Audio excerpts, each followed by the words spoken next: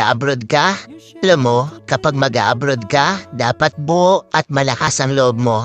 Dahil kung hindi rin dang buo at malakas ang loob mo, huwag mo nang ipagpatuloy pa. Kapag nang ibang bansa ka, dapat kaya mong lahat dahil marami kang kalaban doon sa pupuntahan mo. Nariyan ang lungkot dahil mapapalayo ka sa pamilya mo. Isa yan sa pinakamalakas na kalaban na pwedeng umatake sa'yo. Nariyan din ang takot.